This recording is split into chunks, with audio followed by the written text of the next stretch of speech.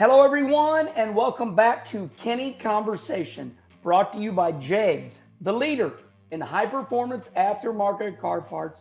Remember to go to jegs.com for everything to fix your vehicle up. Well, here we go again. We're about 1 month later, and this is Brian Carter. Brian is the CEO of the World Racing Group and the boss of the World of Outlaw late models. Once again, this is breaking news in the garage area for the World of Outlaw dirt late models. Brian, I'll just do a little bit, and I'm going to let you have it. The breaking news is your Independent Appeals Commission heard their argument. Bobby Pierce, Devin Moran, Kyle Bronson from the tire situation. And today is big news. So if you wouldn't mind, would you please tell us what the Independent Appeals Commission and that group had to say today? Right. Well, today they upheld the rule infraction, and they adjusted the penalties based on the evidence heard. So from a sanctioning body perspective, they upheld the lab results, they upheld the rule violation, which is the tire didn't meet the benchmark. And then they looked into the context of the penalties in today's racing, and they took a hard review of that. So with the end result, the board is independent of World Racing Group. It is published in our rule book. It's available for everybody to see. Three members of that board independently heard it, and they heard the evidence from the teams and evidence from us, and then they deliberate on that based on, was the facts and the decision made at the time valid, and then they have the choice of either upholding the penalty, modifying, and then modifying the result of the fines and the penalties. So they can either increase, decrease, or leave the penalty alone. They actually chose to increase the monetary fine for Bobby Pierce, but actually remove the suspensions from the teams. Really, very much like what I would call a parts violation. If they had an illegal shock when they rolled across the scales at the end of the night, you get disqualified, last place points and money. They kind of took that approach to it this time, which I'm supportive of our process and of the appellate board and doing that. So they really approached it that way and adjusted the penalties. But what I'm happy about is we went through the process. The teams got a fair shake, independent of our officials, and at the end of the day, our process was performed the way it's supposed to, and I have an enforceable rule book. So I'm not going to make everybody happy with everything we do, and the appellate board's not going to make everybody happy, but at this point, hopefully there's some closure, and we've answered some more questions. I'm sure there's more as we go forward and how to make this process better. But today we close that up, and the appellate board, with a 4-race suspension and big points, I think they felt it was maybe too much of a death penalty. Even when I'm sitting here across the street from NASCAR R&D, when they issue a penalty, rarely does it completely kill an entire season. And I think that may have been one of the arguments that were most heard during that appellate board committee. Okay, we're going to do a little bit like we did last time, and hopefully I like the darts. Throw darts at me. Let's have it. Yes. Okay. So my disclaimer is that I'm a race car driver who accidentally has the Kenny Wallace show. This show found me. I didn't find it. Everybody knows that I'm friends with Bobby Pierce because of Gary Saintson is the sponsor, which is low voltage. We all know that. That's out there. That has to be said because I don't want to hear it. Of course, I'm friends with Devin Moran and Kyle Bronson. Now that that's all said, we're all racers here. Okay, I'm going to throw the darts at you. I'm going to act like I'm the guy that's been soaking my tires all year long. Okay. Bobby Pierce, his penalty was he lost $9,400 and points. I added this up because you charged him $400 for the tire sample taken. So once again, Bobby Pierce lost $9,400 plus the points. Devin Moran for that night. Thank you. Devin Moran lost $10,400 in points for that night. That's correct. Okay. Kyle Bronson. Including the Gator championship money. And any of the prize money we collect back will be redistributed to the teams that finished behind them. Okay. Thank you. Kyle Bronson lost $3,400 in points for that night. That's correct. Okay, so the penalties are still very stiff. These are big penalties. Now, you cannot tell me, and I already know this, but I'm going to ask it. Who were the mature executives? Who was on the board? You say I can find this. Who heard the argument? Who were these people? Well, I can't, our rule book specifies the group of people, and that group of people will be selected as part of that process to make sure there's no conflict. So if you go to dirtcarmembers.com, you'll find the rule book, and you'll actually find the list of the appellate boards. There's 10 or 12. I don't know the exact number right here on my computer, but there's 10 or 12 people that can be selected to listen to the appeal. These are all stakeholders, very important to the industry, knowledgeable of the issues that we deal with, either as a track promoter or a manufacturer or a series official, independent of a racing group. So it is made up of people that have devoted their lives to the integrity of motorsports, and we are very appreciative of them serving in a very there's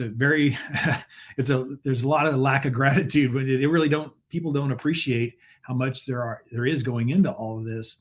And our appellate board is a very important part of the process. It is a resource for all of our dirt car members. Every dirt car member has the ability to appeal any penalty that World Racing Group issues. It's part of the integrity of what we're trying to do with the sport. I feel like that was missing. For some reason, it was thrown around when we started this a month ago that it was done. But all along, those drivers could appeal the process. And I do like it that this process did work out. Now, I want to paraphrase this. I'm going to say this for everybody, and then you tell me if I'm wrong. The tires did not come back right. Penalties were upheld. However, they felt the penalties were too stiff, and they're going to be able to keep on racing. That's correct. It was, when you look at the evolution of the tire doping, call it whatever you want to call it, treatment, originally this was very toxic chemicals, right? There was this very cancer causing chemicals. And early, it created risk not only to the competitor, but to the event itself and to the rest of the competitors. We had tire delamination problems and all the rest. And as that process has evolved, you can almost buy this on Amazon now. I mean, I know that there are chemicals I can buy on Amazon that will have an effect on a race tire. And so I think there was a little bit of context maybe in the current environment that maybe should it be more egregious penalty even to somebody who was hiding a spring rod in some place, and that was found when they're crossing the scales, or a spoiler that's 2 inches too tall. So, it's a process that the appellate board has asked me to review going forward in the context of what this tire treatment is. Additionally, there's some question as to should this be a death penalty for a team, and I believe that I was tasked with the idea of a second penalty for any of these teams will come with a very, very steep penalty and suspension. So that's really what I'm looking for is, again, direction on how to guide the sport going forward, and then create a process that I don't care what color the car is. These guys are all friends. I care about everybody on the racetrack, but I can't be biased in my decision-making process. So from that perspective, the appellate board supported our lab procedures, supported our collection and sampling and the way in which you're trying to eliminate any of the variability that our officials or racing group can introduce, but did have some question as to, in the context of dirt tire chemically treating or conditioning, wanted to look at the severity of the penalties, and they adjusted those based on that. So the other dart that I'm going to throw at you is, what if Bobby Pierce, Devin Moran, and Kyle Bronson, what if they have a second offense? What will you do to them? Well, they're on probation now in the appellate board, I believe.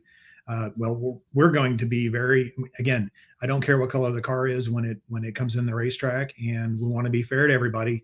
These guys have had a chance to state their case. I think they understand better our testing policies. Hopefully they understand the confidence that I have in our lab and our processes. And I know that the general public may not understand everything about these chemical experiments that's happening inside these tires. And I don't know how it got there. I just know that the tire at the end of the night that was in competition didn't match the benchmark.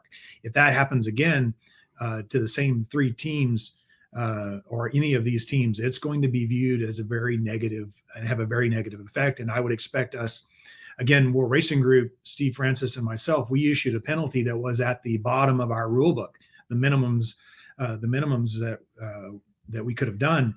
It will not be the case next time. Was Bobby Pierce, Devin Moran, and Kyle Bronson, were they there at the Independent Appeals Commission?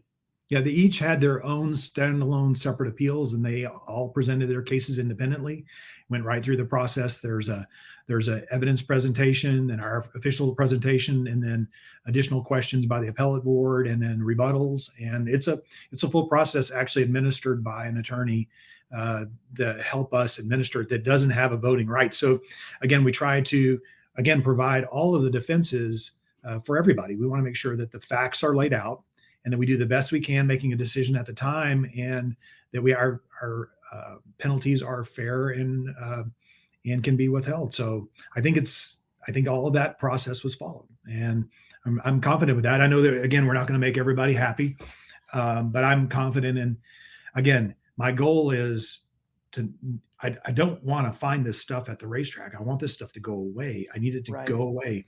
And I think that based on the conversations with the teams, not only the three teams in question, which we've had long dialogues with, but the rest of the industry, how do we continue to refine and enhance the process so there's more confidence in what we're doing and more confidence in the ability to detect these pieces and understand the effects of these chemicals. And I think the teams are going to help us continue to weed this stuff out. Where did this Independent Appeals Commission with Bobby Pierce individually, and then Devin Moran came in, and then Kyle Bronson, can you give me the setting? Where did this take place? Yeah, well, the power of technology, nobody has to come together. So, we're pulling from people all across the country in order to get people that are really industry experts. They're not going to come from the same region. So we all do this with technology. So it's a conference call. It gives everybody some comfort in their own environment. So we want it to be a fair and equitable process. So we're in our offices, and the teams are at their shops, I'm sure. And each of the people that are listening are in their own environment. So I think that has boded well for all the appeals. Thank goodness we don't have these very often, and we don't need them. But when we do have them, we have an effective way of doing this. Did Bobby Pierce, Devin Moran, Kyle Bronson, did they have anybody to help them speak? Mm-hmm. No, there were car owner representatives. I mean, Kyle owns his own car, but there were car owner representatives. It was, again, they can bring a representative to help them explain their case and add evidence to the process. So, everything was done in a very professional manner. I'm very happy with the way that went. It went the way it's supposed to in a professional racing organizations, which these three teams are, and so are we. So at World Racing Group, so. It's I think the process served the industry and the sport well this time. So deep breath, everybody. Yeah, I mean, this has been a lot. So this is Kenny Conversation. Now I'm going to switch over, and I'm going to be a character, and I'm going to be the Kenny. You're always a character. Yeah, I am. And now I'm going to be the Kenny Wallace show. I'm going to be a character. Well, hell, you didn't do nothing to him. I'm going to keep soaking my tires because all you did was find them money and points. So what do you say to those local racers out there now that are going to keep spending the $200 a gallon or the $50 for the tiling? Yeah, I know all about this stuff. What do you say to them now? The same thing I said 2 weeks ago. If you're going to put it in the tires and we test tires, we're going to find it. We're going to find it. I'm confident in the lab. We're going to find it. That's the one piece, for a non-touring guy or somebody who's not traveling with us, their suspension and stuff really doesn't matter. The money is the penalty, because they can go run whatever they're going to go run, their regional or local or another national tour from that perspective. So the national guys really get hammered on for this kind of a penalty. And So from that perspective, it's the same. I mean, we're still talking about a lot of money, A lot. tens of thousands of dollars, a penalty. The key for me for that team is to know when you're coming in our pit area, you're not running against that. We're going to do everything we can to hunt it down and get it out of our pit area. So I didn't think about asking this question, but at the top of your head, we want the sport to be cheaper, but yet the competitors spend more money. So it's like, hey, buy some of this tire dope. I'm going to charge you $102 a gallon, whatever it is. How much money do you think is being spent in the industry? Is it hundreds of thousands? Is it thousands, hundreds of dollars? What do you think? Well, we all know where we get this stuff done. We know the shop it comes out of. It's $300 a tire to get it done. I mean, it's not. This is not a private industry. Everybody loves to have dirt on everybody. $300 per tire to have this done by a professional person who preps and sends the tires back every time he does it. And the thing about it is, what I'm listening, you're just teaching me a little bit. Hey, I don't know everything. I don't know if these. I'm not saying that this person had anything to do with any of these 3 tires. I'm just saying, people think we're sleep. I'm not in a closet. We are a racing family. We're racing. We got racers. I got racers in my business. We know exactly where to get it, who's selling it, who's prepping tires, and the shops that are doing it. We do know this. If people think that we don't know this, is ridiculous. So I'm telling you, I want this crap out of our business. And if you come in to race with us, I'm going to do everything in our power to make sure that you're not racing against it at any of our events. That's my job. And I'll do my best. If I can do it, I can only do my best. Yeah, you've done a lot. I want to thank you for coming on Kenny Conversation. So the penalties, the money is big. They lost their points. It's been a rough deal. In my notes, I wrote down here, I feel like this was one big family argument, and everybody is completely exhausted right now. Do you feel like, and we're ending now, do you feel like the World Racing Group is in a better place now? Because inevitably, everybody across the board has been calling me. My phone's been ringing off the hook. Everybody says to me that although this has been exhausting, they think we're in a better place now as far as getting rid of this toxic chemical. I want to be in a better place every day. So every day we're trying to figure out a way to make it better. So, I think we definitely move forward. We learn something from it every time we do an iteration of this.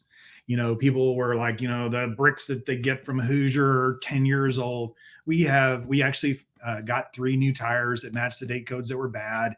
We tested them too. The lab didn't know what was going on, and they all came back clean. So it's like, we continue to learn and evolve every day, or I'm not, if you're not going forward, you're stopped. So I'm moving forward, and I feel like we're in a better spot. I hope that the confidence in our ability to detect this stuff is higher.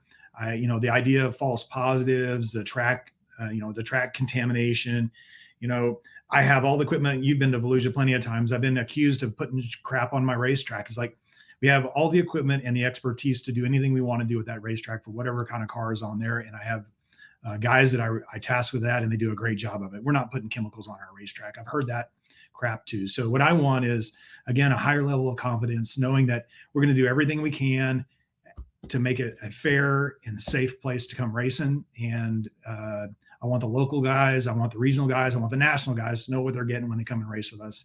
And I think that, the appellate board was sympathetic to a season-killing penalty, and that there are some things that may be out of the control of the racer before they put that sample in the bag.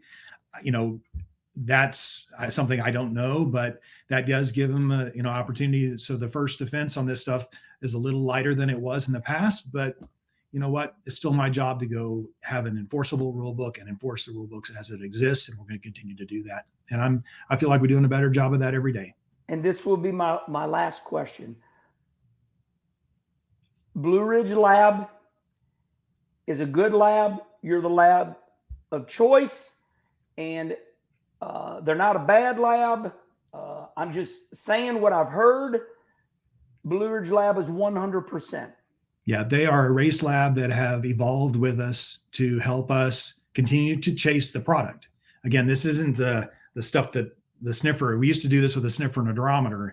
You can't do that anymore with what's being used. So our lab is committed to accuracy, committed to a process. I have all of the documentation of how they clean the machines between samples and how they start up the machines and how they do the testing. And we talked last time on the last one about how we submit samples of things we know are bad, things we know are good, things we know that are simple green or different racetracks. So we've done all those pieces. And again, like I said, Blue Ridge has been 100% every single time. And I have to stand on that. And I have all the confidence in the world that that's the answer. A false positive, you don't end up with doing, I looked at my financials. We spent a lot of money over the last few years. You do not do that and end up with 3 bad samples or 1 bad sample last year. The process is not broken.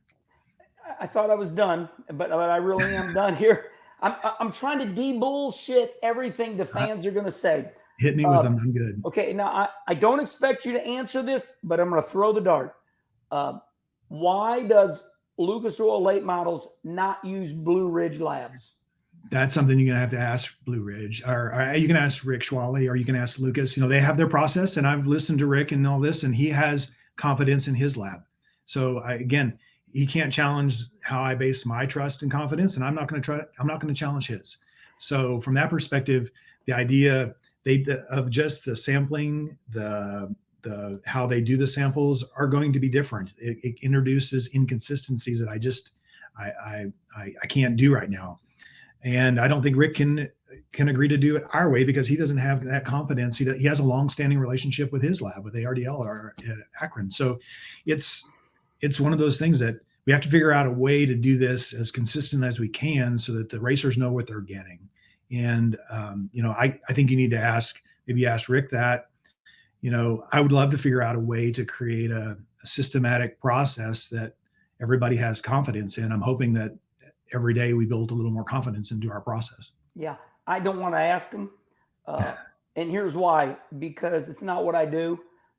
This was just such a big deal. I've been running UMP, my modified, for a long time. I'm doing this as a service for our dirt racing community so we can all heal and move on.